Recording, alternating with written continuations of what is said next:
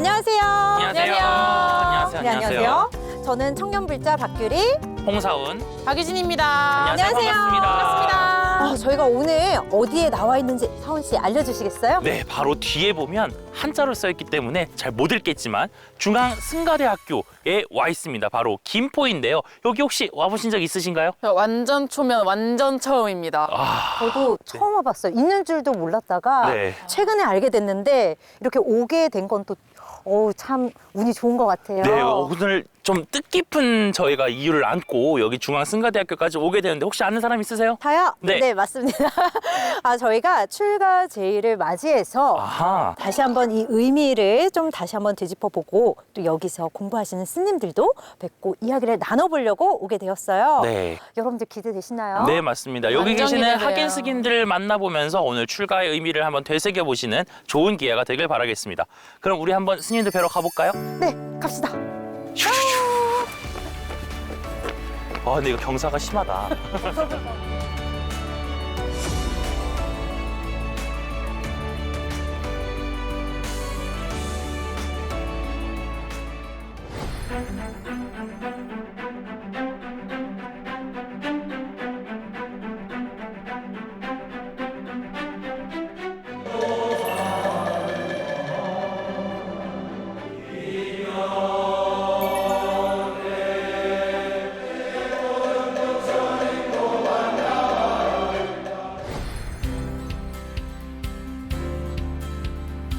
출가 제일입니다. 4대 명절 중에 부처님 태어나신 날, 또 부처님이 성도하신 날, 또 부처님이 출가하신 날, 또 부처님이 열반하신 날을 4대 명절이라고 합니다.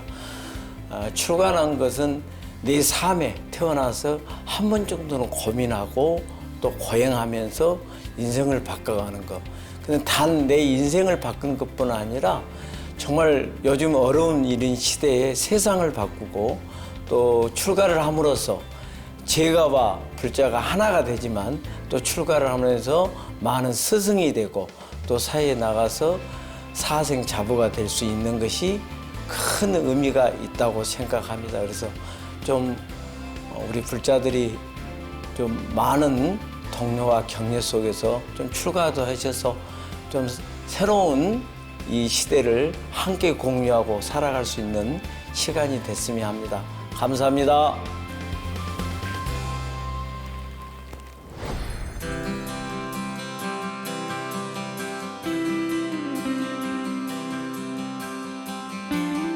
네, 스님분들 너무 만나서 반갑습니다. 이렇게 맞이해 주셔서 감사합니다. 저희가 오늘 중앙승가대에 처음 와가지고 사실 여기가 어딘지도 잘 모르고 또 출가제의를 맞이해서 왔는데 그래서 스님분들께 좋은 말씀을 듣고 싶어서 이렇게 찾아오게 되었습니다. 혹시 여기 중앙승가대는 어떤 곳인가요? 네, 저희 중앙승가대학교는 우리나라에서 유일한 승려 전문 교육기관으로 산원제 정규대학으로 운영되고 있고요. 졸업 후에는 저희가 구족교를 받고 전법과 수행에 매진하거나 아니면 사회 전문 직업인으로 진출할 수 있는 기회가 마련되어 있는 대학입니다. 오늘 이렇게 출가제의를 맞이해서 스님들 만나 뵙게 되어서 너무 반갑습니다. 그럼 이제 이동해서 우리 좀 더 심도 깊은 대화 나눠보면 좋을 것 같은데 한번 이동해 볼까요? 네, 좋습니다. 네. 같이 갑시다. 스님들 덕분에 저희가 지금 오늘 중앙승가대 구경도 하고 맞아요. 태어나서 처음 왔어요. 그런데 오늘 저희가 사실 이렇게 여기까지 온 이유가 있잖아요. 맞습니다. 그렇죠. 이제 출가제의를 맞이해서 우리가 의미도 되새겨보고 한번 이제 이야기를 들어보려고 왔는데요. 네. 자, 예전에는 부처님이 성인이시니까 그냥 막연하게 너무 위대한 분이시지, 당연히 너무 잘난 분이시지 이렇게 생각을 맞아요. 했었는데 이제 막상 좀 제가 나이가 들어보면서 보니까 아니 어떻게 이 나이대의 청년이 이런 위대한 결심과 큰 생각을 했을까 그런 생각도 들더라고요. 맞아요. 사훈 씨도 지금 연령대가 거의 비슷하죠. 거의 비슷한 거 맞죠? 네, 거의 네. 이론상 비슷한데. 이론상 비슷한데 어떠세요? 진짜 말도 안 되는 그거는 이야기다. 왜냐하면 부처님께서는 사실 나중에도 스님들께서 많이 얘기해 주시겠지만 완벽한 삶을 사셨잖아요. 그런데도 불구하고 다 내려놓고 가셨다? 진짜 이건 스님분들께 도대체 어떻게 생각하는지 정말 여쭤보고 싶거든요. 유진 학생은 어떠세요? 부처님의 생애를 이제 공부를 하다 보면 어떻게 이렇게 완벽하게 다 내 것이었던 삶에서 맞아. 이제 모든 게 내 것이 아닌 삶으로 돌아가는 게 진짜 어려운 일이었을 것 같은데 정말 상상도 할 수 없는 결심을 그 당시에 하신 것이 아닐까라는 생각이 들더라고요. 맞아요. 그래서 저도 스님분들께 한번 여쭤보고 싶습니다. 도대체 우리의 비슷한 나이의 청년들이 어떻게 그렇게 큰 결심을 하게 되었을까? 대단하기도 하고 이상하기도 하고 존경스럽기도 하고 공감도 되고. 월정 스님께서는 혹시 어떻게 받아들이셨어요? 참 결핍 없이 크셨잖아요. 맞습니다. 왕자로 그렇죠. 태어나가지고 결핍이 없는데 거기다가 좀 지혜롭기까지 하셔가지고 우리가 결핍 없이 그냥 살아가는 거에 아무런 문제 제기하지 않고 그냥 타협하면서 살아가잖아요. 사실 그게 결핍이 있어도 타협하면서 살아가는데 저희가. 그럼요, 당연하죠. 예, 모른 근데- 척하죠. 예, 모른 척 하잖아요, 다들. 네. 근데 그럼에도 불구하고 이제 다 누려보고 거기서 이제 불만족이나 여기에 이게 완전히 만족할 수 있는 게 아니라는 걸 이제 보시고 그냥 완전히 이제 길을 뒤엎으신 거죠. 이제 그 기존에 없던 길을 이제 가신 셈이니까 네, 참 대단하다고 맞아요. 생각했습니다. 그래서 안 그래도 오늘 출가제를 맞아서 이렇게 방송을 하게 된 만큼 부처님이 출가하신 과정, 그래서 처음에 어떻게 깨닫게 되셨고, 그다음에 가족분들 또 아버님의 반대는 어떠셨고, 그다음에 성 바깥으로 나가는 과정은 또 어떻게 됐는지 한번 이렇게 따라가면서 의미를 되짚어 보면 좋겠어요. 맞아요. 네. 스님들 이 부처님과 어떻게 보면 같은 길을 가시겠다고 맞아요. 결심을 하신 맞아요. 거잖아요. 그러니까 어떻게 또 그 결심을 하셨고 혹시 그 과정 속에서 어려운 점은 없었는지 네. 그런 것도 이제 실제로 생생하게 이야기를 들을 수 있을 완전 것 같아요. 기대됩니다. 완전 지금. 기대됩니다. 네. 부처님께서 이제 태자였던 시절에 어떻게 또 얼마나 풍족한 삶을 살았는지 그거를 이제 명종 스님께서 좀 이야기를 해주시겠어요? 네, 제가 그 부처님의 어린 시절을 한번 이야기를 해드릴게요. 고타마 시타르타가 태어나자 스토다나 왕은 바라문들에게 태자의 안날을 예견해달라고 청했습니다. 바라문들은 모두 태자가 위대한 전륜 성왕이 될 것이라 예언했지만 아시타 선인은 태자가 태생을 다스린다면 반드시 전륜 성왕이 되어 사천하를 다스릴 것이지만 집을 떠난다면 숲에 머물면서 해탈을 구하여 위없는 깨달음을 이루어 이 세상을 비출 것이라고 말하였습니다. 스토다나 왕은 태자가 전륜 성왕이 되기를 바랬고 또한 아들을 너무나 사랑했기 때문에 무한한 사랑을 베풀었습니다. 궁전에는 커다란 연못을 만들고 가장 좋은 옷만 입게 했고 또 세 곳에 화려한 궁전을 세웠는데 하나는 우기를 보내기 위한 것이었고 하나는 여름을 보내기 위한 것이었고 하나는 겨울을 보내기 위한 것이었습니다. 태자는 추위도 더위도 모르고 먼지도 이슬도 맞지 않았습니다. 태자는 세상의 모든 즐거움을 누렸지만 홀로 사색에 잠기는 시간이 많아졌습니다. 아들이 집을 떠날까봐 노심초사하던 왕은 아름다운 아소다라를 아내로 맡게 하였고 아들 라울라가 태어났습니다. 네, 지금 명종 스님께서 처음에 출가하시기 전에 지금 이야기를 해주셨는데 전 사실 들을 때마다 이거는 금수저급이 아니다. 다이아몬드 수저다. 흔히 그렇게 얘기하자. 수저. 다이아 수저다. 그 얘기하잖아요. 왜냐면 왕국이 통째로 자기한테 넘어오는 건데. 만수로, 그러니까 요즘 얘기하면 만수를 한 넷째 아들 정도로 태어난 거잖아요. 아니죠. 글쎄- 만수르는 형님 그 네, 자체가 그 아니라 자체구나. 넷째 아들도 부족하죠. 그쵸. 땅 파면 석유 나오고. 아니 아까 전에 얘기 드리는 추위도 더위도 느끼지 않으시고. 그러니까 그게 놀랍죠 진짜. 그럼 규리 씨 같으면 네. 이런 삶을 사는 환경에서 태어났다. 어떠셨을 것 같아요? 출가하셨을 것 같아요? 저는 즐겼을 것 같습니다. 그쵸. 출가는 생각도 안 하고. 맞아요. 네, 만약 부처님의 뜻을 알았다라고 하면은 이렇게 공양이나 이런 쪽으로 이제 제가 불교의 든든한 후원자는 됐을 수 있는데 제가 스스로가. 굳이 이렇게 출가까지 결심하지는 못했을 것 같아요. 그러니까 왜냐면 세상에 즐거움이 너무 많을 것 같은 거예요. 맛있는 맞아요. 것도 많고 람보르기니도 타고 싶고 맞아요. 해외도 나가야 되고. 해외도 나가 몰디브도 가보고 싶고 맞아요. 네, 그냥 솔직하게 그냥 말씀을 드리는 거거든요. 맞아요. 저는 그러긴 쉽지 않을 것 같아요. 그러면 유진 씨는 어떠세요? 만약에 이렇게 태어났다. 저도 아까 명종 스님께서 말씀하셨을 때 부처님께서는 그 당시에도 사색을 하며 그 좋은 와중에도 자신을 찾는 걸 시간을 사실 보내신 거 아닐까라고 추측이 되는데 저는 그런 시간도 없이 이 유흥에 아주 유흥의 늪에 빠져서 지내지 않았을까. 왜냐면 이렇게 태어난 김에 또 아내도 있고 아들도 있고 네. 모든 걸 갖춘 상태잖아요. 그 상태를 유지하기 위해서 애를 쓰지 않았을까라는 생각이 듭니다. 그러면 우리 명종 스님께서는 어떻게 이 출가에 대해서 생각을 부처님의 이야기를 듣고 나서 어떻게 생각을 하셨을까요? 저는 부처님께서 어린 시절부터 이 화로운 삶이 굉장히 무상하다는 것을 느끼고 이 고행의 길을 택하신 거에 진짜 저희 스님들도 그 길을 따라간다는 것이 얼마나 값진 길인가라고 많이 생각하게 되었습니다. 월정 스님은 또 어떠셔요? 네, 그 아까 얘기한 것처럼 이게 만약에 부처님의 입장이었다면은 이제 참 저도 그 상황에서 이제 그런 풍족한 상황에서 그러니까 또 이 가족이나 나라를 지켜야 된다는 또 그런 어떤 그런 그쵸. 책임감 뭐 이런 것도 있잖아요. 또 맞아요. 그런 왕자로서. 것들이 저희가 적당히 삶을 타협하게 되는 지점이기도 하고. 근데 어쨌든 부처님이 그렇게 누리면서 그렇게 문제점을 발견하셨을 때는 좀 어이없었을 것 같아요. 이게 사람들이 이제 왕자님한테 최고의 좋은 거를 다 갖다 주는데 맞아요. 그걸 자기가 직접 누려보고 했는데 자기한테는 그게 최고의 만족이 아닌 거 있잖아요. 이게 완벽한 100%의 이게 행복이 아니다라는 거를 느꼈을 때 좀 약간 이거 어떻게 해야 되지? 이거 맞아요. 내가 세상에서 할 수 있는 거라고는 다 해봤는데 이게 그 해치웠나? 약간 이렇게 되는 거죠. 원래 그 대사 나오면 못 해치운 거잖아요. 맞아. 만족했나? 이렇게 뒤돌아보면은 불만족이 생기고 네. 사색에 안 잠길 수가 없었겠다. 약간 그런 생각도 좀 들기도 합니다. 설민 스님께서는 어떻게 생각하세요? 뭔가 시타르타 태자가 누렸던 모든 것들은 사실 이 현대인이 가지고 싶어하는 정말 궁극의 행복일 수도 있잖아요. 그런데 왜 이거를 시타르타 태자께서는 행복이라고 생각하지 않았을까요? 보통 현대인들은 도덕적으로 인생의 참 가치를 부모님은 물론이고 위에서 누가 인도해 줄 수 있는 사람들이 없습니다. 그래서 돈이면 다 해결이 되고 안정된 생활을 살아갈 수 있다고 착각 속에 살아가고 있는 것 같은데요. 물질을 따라가다 보면 가난해지는 삶의 그 이치를 잘 모르는 것 같습니다.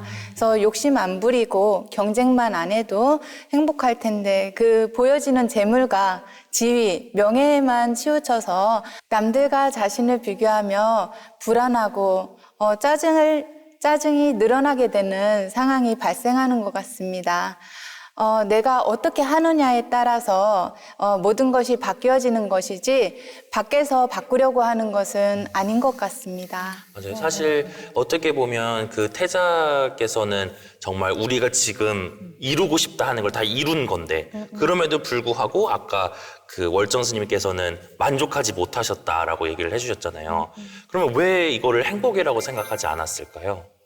그냥 그거는 아마 각자 다들 경험이 있을 거예요. 뭐 친구들 만나고 집에 들어갈 때 그 기분. 그리고 내가 정말로 갖고 싶은 거를 가졌을 때 행복함이 있죠, 당연히. 그 행복감을 부처님이 부정하신 건 아니지만. 근데 그 이면에 따라오는 우리가 그 행복감이 그 효용이 영원한 건 아니잖아요, 그게. 그렇죠. 그리고 뭐 물건을 가지고 있어도 그게 우리가 그 경제적으로 그게 보면은 감가상각 된다고 이제 표현하잖아요. 그게 영원할 수가 없는. 맞아요. 예. 어떻게 보면 그 모든 자산이 이제 유형 자산이 이제 감가상각 되는 것처럼 그런 자기 만족하는 것도 이제 변한다는 거를 확인을 하셨기 때문에 그러니까 어떻게 보면은 이제 굉장히 관찰력이 예리하시고 그러니까 기본적으로 그 우리가 가지는 그런 저희는 그냥 약간 그런 거에 아까 제가 타협한다고 얘기했잖아요. 네. 그냥 타협하시지 않았던 것 같아요. 그런 부분에 대해서 되게 논리적으로 따져보고 이게 진짜 행복인지 정말 다 해봤을 때 이게 아니라는 거를 느끼고 그냥 버리신 게 아니신가. 네. 사실 뭔가 물질적으로 풍요로운 거, 돈이 많은 거, 그래서 통장에 잔고가 많이 찍히는 거. 이게 그 순간에는 되게 말초적으로 행복한데 어느 순간인가 그 행복감이 더 이상 우리 곁에 남아있지 않은 거를 알면서도 우리는 계속 돈이 많으면 당연히 저 사람 행복할 거야. 이걸 되게 공식처럼 알고 있는 것 같다는 생각이 들더라고요. 아니 왜 속세에 그런 말도 있잖아요. 네. 그냥 돈이면 돼. 맞아요. 돈이면 다 돈이면 다 되잖아. 되지. 돈만 많으면 되는 거잖아. 라는 게 너무 만연하게 퍼져 있다 보니까 그게 진실이 아님에도 불구하고 맞아요. 그냥 우리도 모르게 그냥 그 생각이 마치 저래야만 맞는 거죠. 행복할 것 같고. 맞아요. 그리고 비교를 하면서 내가 쟤보다 상대적으로 덜 가지고 있으니까 내가 더 불행한 거다. 막 이런 것들도 너무 지금 많이 퍼져 있는 것 같아요. 네. 맞아요. 그럼 요즘 청년들의 행복의 기준은 어떻게 되는 건가요? 갑자기 갑자기 한숨이 막. 아 이게 지금 쉽게 나올 수 있는 행복하지 않은 것 같아. 지금 행복하세요 일단? 행복하세요? 도미노세요? 저 시간 좀 벌어야겠어요. 저는 유진 부부는 어떠세요? 지금 행복이 만약에 1부터 10까지 있다면 그래도 한 7, 8 정도는 온 것 같은데 제가 그래도 지금 하고 있는 일에도 만족하고 살고 있는 것도 만족하고 뭐 불만족스러운 부분들이 좀 있긴 하지만 그래도 저는 제가 서울 타향살이 중인데 여기서 좀 안정된 주거가 확보됐을 때 조금 더 행복할 것 같고 돈을 조금 더 많이 벌면 행복할 것 같고 그리고 제가 좋아하는 사람들을 많이 만나고 자주 만나고 함께 이야기하고 조금 더 성장했을 때 행복해진다고 저는 생각해요. 전 그 궁금한 게 저희들은 이제 소위 말해 일반 사람들이라서 이렇게 좀 행복, 뭐 안 행복, 만족, 불만족 이런 것들을 지금 이야기를 이렇게 해보았는데 스님들은 이제 출가를 하셨으니까 이제 그런 행복이라는 개념에 대해서 이제 좀 직접적으로 여쭤보고 싶은 거예요. 그래서 설민 스님 행복하신가요? 네, 행복합니다. 와. 우리 한식이 나왔는데 도미노였잖아. 행복해, 그래, 행복하세요. 이랬는데, 와, 바로 나오시네요. 조금 와. 전에 말씀하셨듯이 네. 그거는 제가 만들어 놓은 틀이거든요. 제가 세모로 만들어 놓으면 세모로 나오고요. 동그라미로 만들면 동그라미로 나오는 건데 이제 그 기준을 왜 잡아놨을까? 그거부터 일단 깨놔야 될 것 같아요. 그 행복도라는 것도. 네, 일단 그것이 우선이니까 먼저 정리를 이게 상을 버리라는 거잖아요. 중생상, 수자상, 아상, 인상, 중생상, 수자상 이런 거랑 같은 의미로 보면 될 것 같습니다. 상에 집착하지 네, 말라. 상에 그러니까 집착하지 일시에 말고. 집착하지 말라. 그 뜻 아닐까요? 꿈에 집착하지 말라. 네. 우리가 벌써 틀을 이렇게 딱 만들고 있는 그러네요. 거를 네. 스님들께서는 딱 캐치를 하신 거죠. 네. 그러면 월정 스님께서는 혹시 행복이 뭐라고 생각하십니까? 일단 뭐 사실 뭐 머리 깎았다고 갑자기 자기 삶이 막 이렇게 자기가 가지고 있던 좋아하는 게 갑자기 머리 깎았다가 사라지진 않습니다. 만약에 그렇게 해서 깨달을 수 있으면 저는 저희 부모님부터 먼저 바리깡으로 머리 깎아드렸을 건데 효자죠. 실천하는 네, 거. 그렇지 않거든요. 그게 저희 같이 부모님한테 행복해집시다. 네, 그 머리를 깎아도 사실 자기가 추구하고 행복이라고 생각했던 그 어떤 사고의 패턴이나 이런 게 사실 잘 쉽게 변하지가 않습니다. 뭐 그게 조건이 되면은 정말 한순간에 바뀔 수도 있겠지만 적어도 그냥 저의 경우를 비춰보면은 그냥 아직도 여전히 제가 좋아하는 것들이 남아있고 이제 그러니까 계속해서 노력해 나가는 중이죠. 그런 거에 대해서. 그래서 뭐 지금 당장 행복하냐 뭐 어떠냐 물어보면은 뭐 막 그렇게 자극적인 우리가 세속에서 느끼는 뭐 이렇게 뭔가 성취감이나 이렇게 느끼는 그런 자극적인 만족은 사실 크게 없습니다. 뭐 매일 똑같은 시간에 일어나고 똑같은 시간에 자고 똑같은 시간에 밥 먹고. 근데 이제 그 법우님도 군대 다녀오셨나요 혹시? 예비군 7년 차. 아, 예, 예. 군대 지금 되돌아보면은 그때 굉장히 규칙적인 일과에서 맞아요. 핸드폰도 안 쓰고 그냥 맞아요. 사실 어떻게 보면 남자들이 제일 좀 한 병장쯤 되면은 자기가 사는 삶 중에서 제일 좀 조용하고 규칙적으로 사는 기간인 것 같거든요. 맞아요. 이제 그거를 생각해 보면은 자극적이진 않은데 그때 생각해 보면 그렇다고 막 특별히 막 이제 내가 괴로울 만한 상황을 만들지만 않으면은 그냥 하루하루 그냥 만족하면서 지낼 수 있는 약간 그런 거에 뭐 비유가 적절한지는 모르겠지만 그러니까 그 내가 특별히 막 이렇게 좋아하는 거를 막 파헤치고 그 추구하고 하지 않으면은 그냥 마음이 가라앉아 있는 것만으로 좀 그냥 하루를 무난히 보낼 수 있는 그냥 만족하면서 지낼 수 있는 것 같습니다. 그렇게. 감사합니다. 그럼 마지막으로 명종 스님께 과연 궁금해요. 오늘 하루 행복한 삶을 사셨습니까? 저 너무 만족하고 있어요. 와, 나도 저렇게 대답할 걸. 아니, 이제 출가 준비해야 되는 거 아니에요? 저렇게 대답할 행복해지고 싶어요. 걸. 숨 쉬어서 약간 후회 중이에요. 너무 극명하게 이게 차이가 나니까 확실히 이게 출가하신 분들과 아닌 사람들이 이렇게 차이가 난다. 그런 느낌 지금 딱 오는데. 야. 어떻게 그럼, 이렇게 네. 행복하실 수 있죠? 비결이 혹시? 네. 크게 내가 지금 당장 엄청 행복하다 이런 것보다도 그냥 하루하루 그냥 그 날 자체를 그냥 만족하고 그렇게 지내고 있다 보니까 뭐 딱히 불만도 없고요. 네, 편안하게 살고 있는 것 같습니다.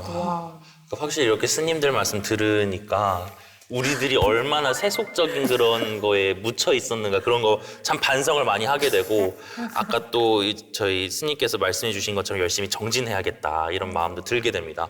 근데 그 시타르타 태자도 사실 출가해야지 하고 나서 바로 그 다음날 짐 싸들고 뛰쳐나간 그런지는 않았잖아요. 어떤 또 사연들이 있었죠? 네, 결정적인 사건들이 있었죠. 궁금해요. 네, 제가 룸비니 왕궁의 정원에서 산책을 하고 있던 태자는 농부들이 일하는 모습을 보게 됩니다. 뜨거운 햇살 아래서 하루 종일 일하느라 바짝 메마르고 주름진 얼굴, 고통스러워하는 소들을 보며 태자는 연민을 느끼고 삶의 본질에 대해 깊은 생각에 잠기게 됩니다. 그리고는 얼마 후 왕궁 밖으로 나가 늙으니 병드니 죽으니 청정한 수행자를 보았고 출가를 결심하게 되어 수토다나 왕은 슬피 울며 애원했지만 태자는 마음을 바꾸지 않았고 왕은 성문을 철통같이 지키도록 명령했어요. 근데 사실 이 아버지이자 왕이었던 수토다나 왕이 진짜 10분 이해가 되지 않나요? 아니 저는 도대체 뭐가 문제냐고 그럴 것 같아요. 내가 너한테 안 해준 게 뭐냐. 왜 맞아. 우리 엄마들이 하는 얘기들이 있잖아요. 그쵸. 뭐가 문제야. 나는 다 해줬는데 넌 공부만 하면 되는데 왜 그 하나도 못하니? 맞아. 근데 여기 공부하라는 것도 아니잖아. 그냥 누리라고 한 거잖아요. 그냥 너는 내가 다 해줄 테니까 그냥 가만히 있어. 그런데 이거를 다 버리고 간다고 했을 때 부모님은 그냥 사실은 정말 그냥 속이 아니었을 것 같거든요. 내가 뭘 잘못했지? 이런 생각하실 것 같아요. 뭐가 도대체 부족했지? 뭐가 잘못이지? 맞아요. 그냥 난 다 해줬다고 생각을 했는데, 진짜 너무 저는 제가 사실 엄마면 많이 속상할 것 같습니다. 그러면 유진 부부는 혹시 이렇게 스님분들께 어떻게 출가했는지 여쭤봐도 된다고 생각하세요? 괜찮을까요? 그런 이야기 하려고 온 거 아닐까요? 그런가요? 다행이다. 유진 부부는 이제 동의해 시원하게 한번 주셔가지고. 이야기. 답답했거든요. 도대체 스님분들 출가를 왜 하셨을까? 왜 미셨을까? 비하인드 스토리. 그러니까 오늘. 도대체 그 다 진짜 낱낱이 저희가 한번 네. 하고 들겠습니다. 명종 스님 궁금하네요. 어떻게 처음 생각을 하시게 되었나요?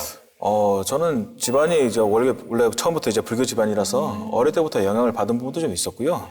그리고 저희 모친도 그렇고 제 삼촌분께서 스님이세요 지금. 그러니까 저보다 한참 먼저 일찍 출가를 하셔가지고, 근데 이제 저 어머니도 그렇고 삼촌도 그렇고 이제 출가를 하시고 난 후에 표정도 그렇고 굉장히 밝아지시고 좋아지시더라고요. 오히려. 네, 점점 좋아지시더라고요. 그 모습이 너무 행복해 보였고, 그 모습을 보다 보니까 나도 출가를 하면 행복해질까라는 아까 말씀하셨던 것처럼 그런 생각이 들더라고요.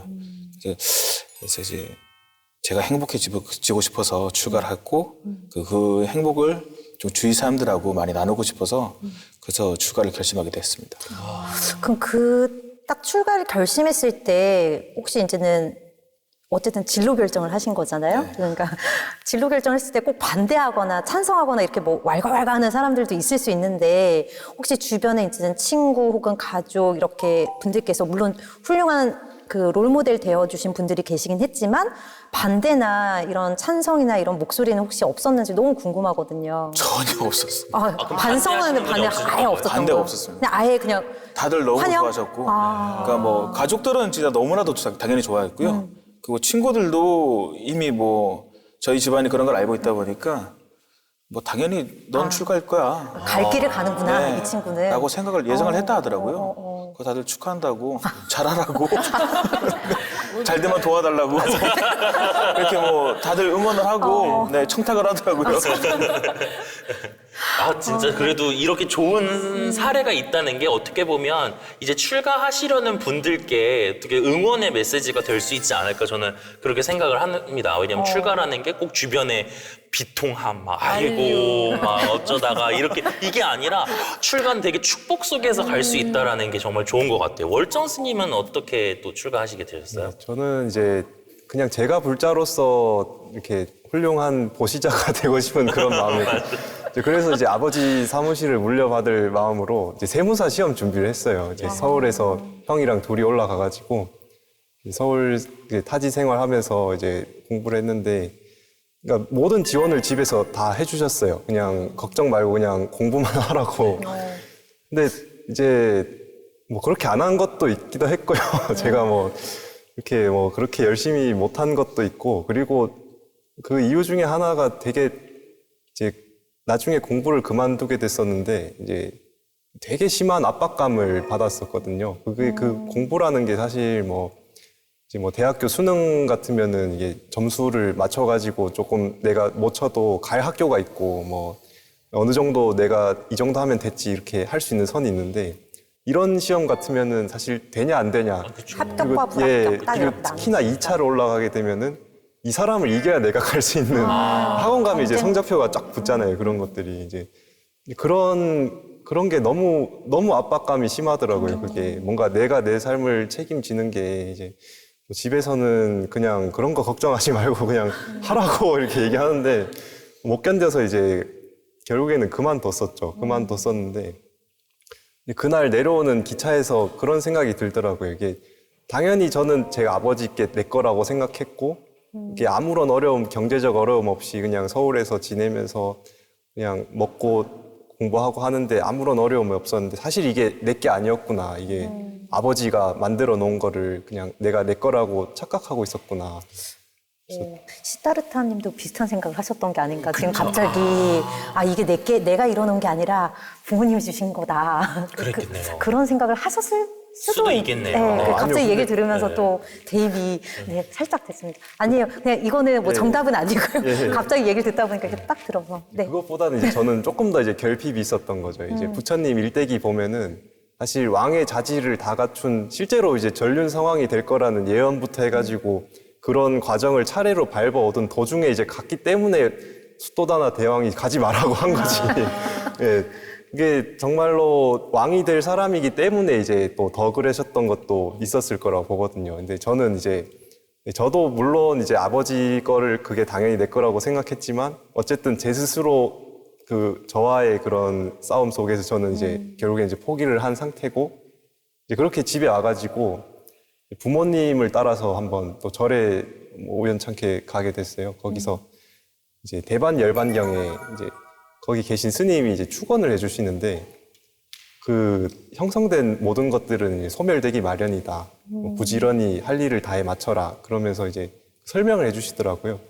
모든 게 다 조건 지어져 있고 그 조건이 닿으면 소멸되기 마련인 거고, 지금 그래서 그렇게 괴로워할 필요도 없다, 이런 식으로 되게 따뜻하게 위로를 해주시더라고요. 사실 되게 그 막 날 서 있었었는데 그 다 공부 다 그만두고 내려와 있으니까 얼마나 부끄럽겠어요, 제 스스로가. 그렇죠.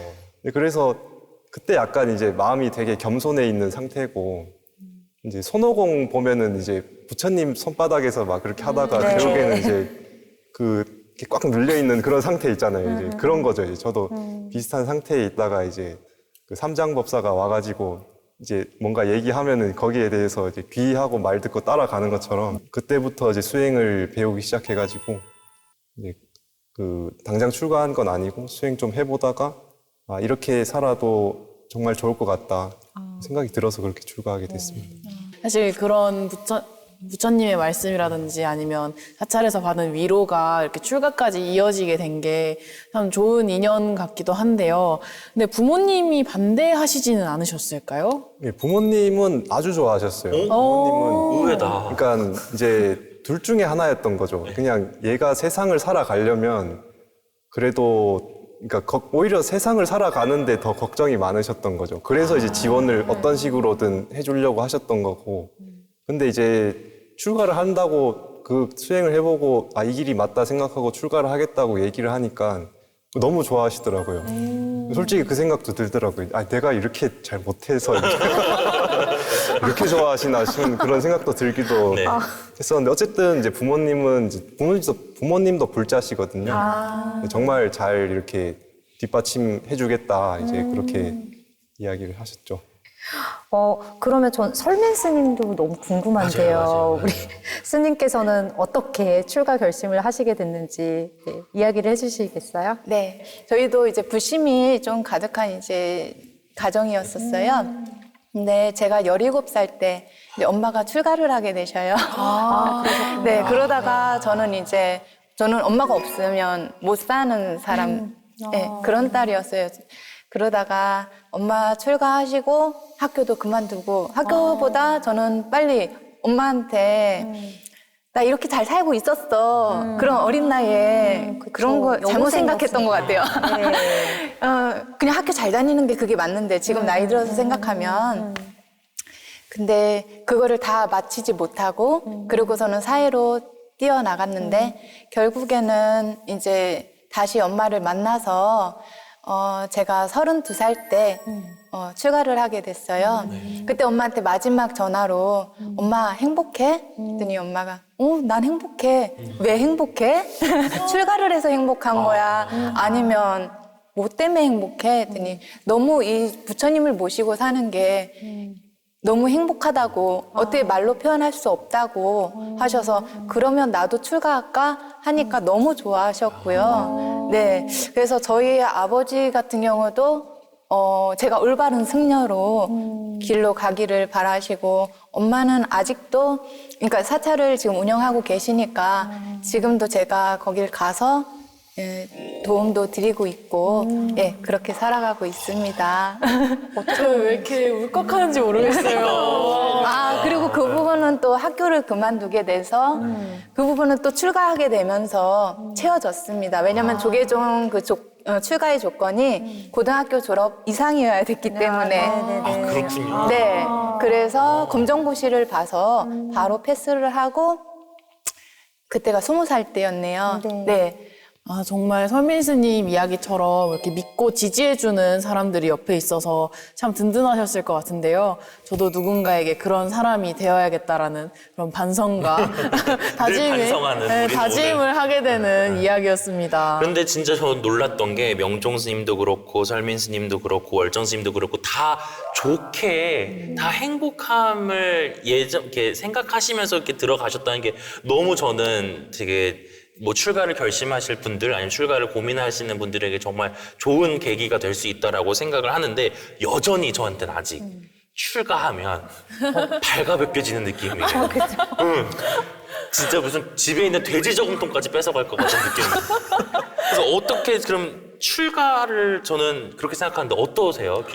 규리법께. 저는 출가라고 하면은 그냥 일단 맨몸으로 진짜 아까 제가 벌거벗었다라는 표현을 했는데 저는 맨몸이라는 생각이 들거든요. 그러니까 휴대폰도 없어야 될 것 같고 노트북도 두고 가야 될 것 같고 근데 저는 조금 휴대폰 중독이라서 없으면 당장 아침에 어떻게 일어나? 그 스케줄 관리 어떻게 해? 전화는 어떻게 걸어? 막 휴대폰은 거의 저의 그냥 이렇게 붙어있는 신체 일부죠. 그냥 일부거든요, 네. 진짜. 없으면 좀 불안하고 그래서 폰 중독 아니냐 막 그런 얘기도 하는데 근데 이것조차도 왠지 내려놓고 가야지 될 것 같은 진짜 그 아기 상태 있잖아요. 내가 태어났을 때 그 상태로 해야지 되는 거 아닌가? 막 이제 그런 이미지를 가지고 있었거든요. 유진 부부는 저는 약간 결이 다른 게 저는 출가하면 계속 공부해야 되는 수행자로서의 삶으로 본격적으로 들어가지 않을까라는 생각이 드는 게 저도 불교 공부를 하려고 항상 노력하지만 그래도 번번이 해야 하는 다른 일들에 밀려서 점점 후순위로 불교 공부가 내려가는 게 좀 아쉬운 면도 있고 그러는데 출가를 하게 되면 본격적으로 공부를 하고 이 시끄러운 사회 속에서 내 안으로 들어갈 수 있는 진짜 소중한 기회이지 않을까. 하지만 저는 고려하지 않는 소중한 기회이지 않을까. 나는 고려하지 않겠다. 저는 이제 잘 모르겠지만 그런 이미지더라고요. 네. 그러면 진짜 스님분들께 여쭤보고 싶은 게 출가를 하면 정말 그렇게 정말 맨몸으로 가야 되고 모든 욕구를 끊어내야 되고 그렇게 해야 되는 건가요, 스님? 왠지 밥도 먹으면 안 될 것 같아요. 그러니까 밥도 조금만 먹어야 될 것 같고 밥도 배달 많이 음식도 먹으면 안 될 시켜 것 먹으면 같고 안 될 것 뱀이 같고. 안 될 것 같아요. 맞아요. 어때요, 스님? 네, 출가를 할 때 자신의 모든 것을 다 버리고 출가를 해야 되겠다라고 하는 생각부터가 조금 잘못된 것 같습니다. 아, 편견인가요? 네. 뭐 욕심내는 마음, 그리고 성내는 마음, 그리고 어리석은 내 자신을 비워야 한다는 그런 의미가 아닌가 싶은데요, 저는. 근데 제 도반 중에 어느 삐리리 도반이 출가를 할 때 클렌징 크림, 클렌징 폼, 그것을 이제 가지고 출가하면 안 될 것 같아서 버리고 왔다는 그런 이제 재밌는 이야기를 하게 됐는데요.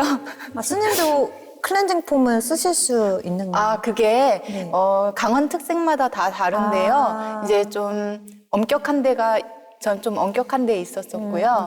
네, 다른 데는 잘 모르겠습니다. 근데 여기 학교에서는 그렇게까지 제재받진 않고 있어요.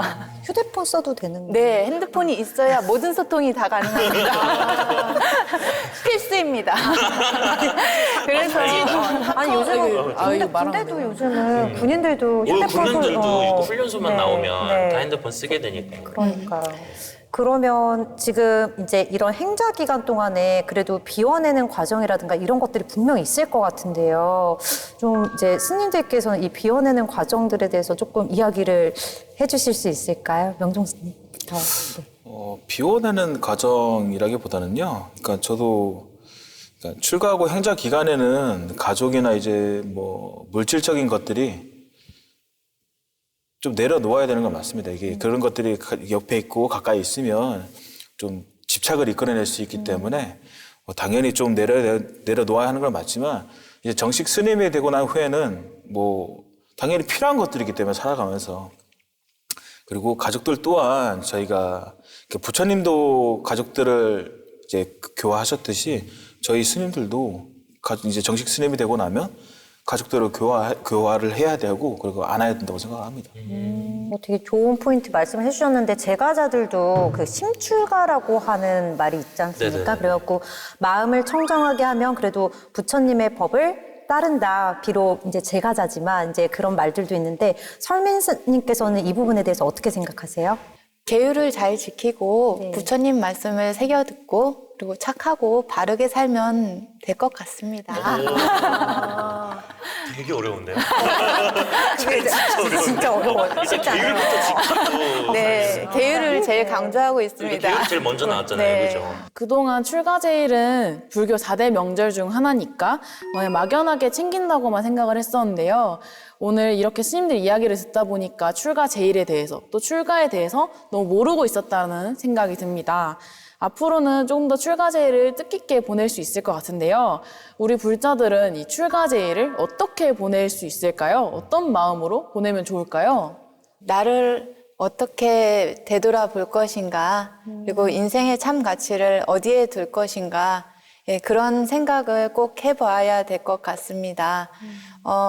가난하고 못 살더라도 당당하고 떳떳하고 내가 바르게 잘 살고 있는 것만으로도 제 마음은 행복할 수 있을 것 같습니다. 이렇게 저희가 지금 출가제일 특집을 맞아가지고 스님 세 분 모셔놓고 정말 뜻깊은 자리에 함께 했는데요. 그러면 마지막으로 우리 스님분들께 부탁을 드리자면 부처님의 출가 의미를 잘 보여주는 아니면 또 스님분들께서 예전에 출가를 하실 때 깊은 울림을 느끼셨던 그런 부처님의 말씀, 구절이 있다면 혹시 소개해 주실 수 있을까요? 명존 스님 혹시 어떤 게 있을까요? 저는 하원경 사구계 중에 심여 공화사 하니 능하 죄세간이라라는 말이 있습니다. 마음은 그림을 그리는 화가와 같아서 능히 세상사를 다 그려낸다라는 말이 있거든요.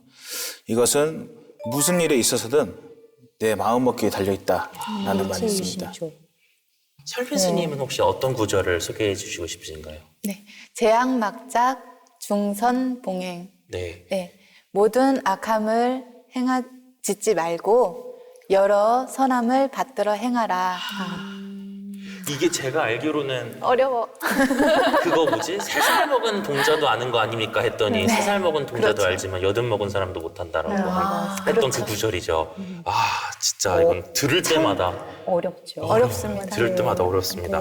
월정 스님께서는 또 어떤 구절을 소개해 주시겠습니까? 저는 그 대반 열반경에 나오는 부처님 마지막 유훈이 참 인상 깊습니다. 적어 왔는데요. 비구들이여 참으로 이제 그대들에게 당부하노니 형성된 것들은 소멸하기 마련인 법이다. 방일하지 말고 해야 할 바를 모두 성취하라.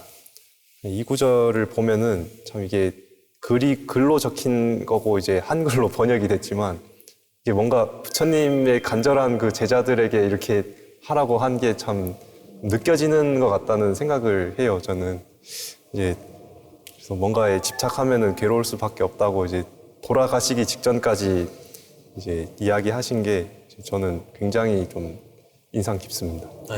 오늘 말씀 정말 감사했습니다.